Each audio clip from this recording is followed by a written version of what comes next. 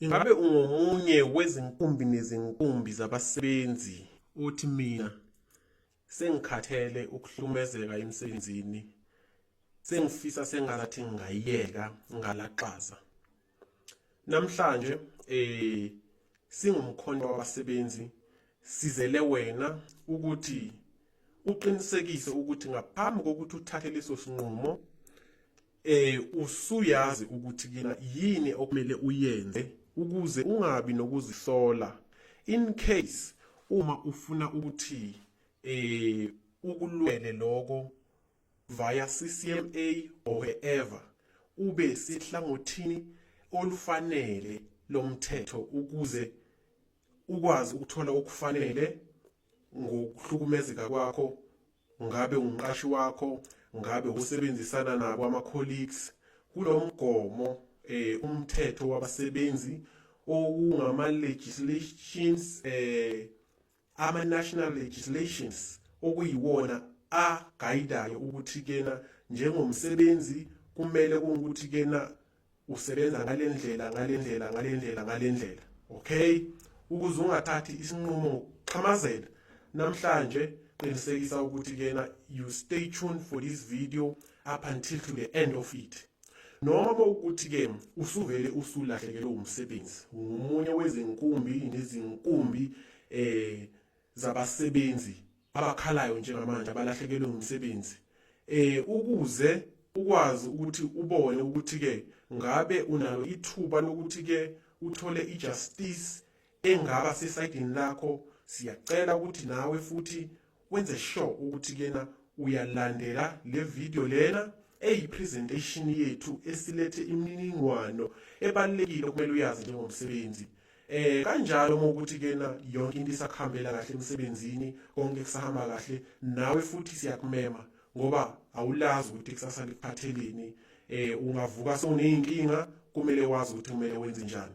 So yibani-ke nathi namhlanje sobe sidiscussa about ama-employment relationship phakathi komqashi nomsebenzi. So kubalekile kakhulu ukuthi kena niyazi yonke leyo mthetho esizobe siyiqaphuna kuma-national legislation e-labor law. Akuyona imbono yethu, kodwa sizobe simplifyela lokhu okuyi-labor law relations legislation, ama-national legislations. Okay, stay tuned. We are coming back right now.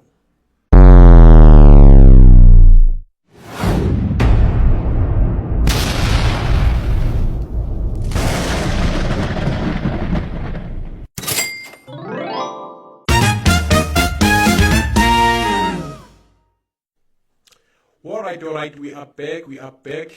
Sethemba ukuthi kena nonke senilungele ukuba nihambisane kanye nathi kule ngxoxo ebalulekile okuyi-presentation lapho siyobe sinidlalela khona ngomthetho wabasebenzi owangamele abasebenzi. Okay, lo mthetho uqhamukaphi ke? Lo mthetho lona uqhamuka kwi-Constitution of South Africa. I-Constitution of South Africa is a legislation which is a superior legislation. Okay, awukho umthetho ophambana ne-constitution. Yonke imithetho esiphila ngaphansi kwayo day to day uqhamuka kwi-constitution, okuyiyona ephethe yonke imithetho ekhona ungama-legislations angaphansi kwe-constitution. Okay, kweyethu i-context ngoba thina sikhuluma ngama-labor relations laws. Thina kwi-constitution sifola laphayana kwi-section 23. Section 23 of the Constitution of South Africa ilapho ikhuluma khona ngama-labor relations. So umthetho omkhulu lo wona unikeza instruction bese kuba khona ama-national legislations ayenziwe ngaphansi achaza kabanzi anaba kabanzi ukuthi ke i-instruction esinikezwe yi-constitution ihamba kanjani. How can we put all those rights that have been put in by ilona i-constitution. Okay, ngaphansi ke lapho ke sinani kulawo ma legislation lawo, sine basic conditions of employment, sibe ne Employment Equity Act, sibe ne Labor Relations Act.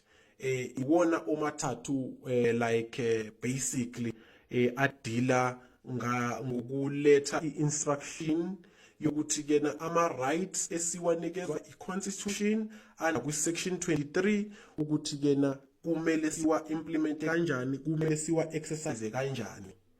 Okay, ngizo scrolla nje la kwi computer yami ngapha eceleni ukuze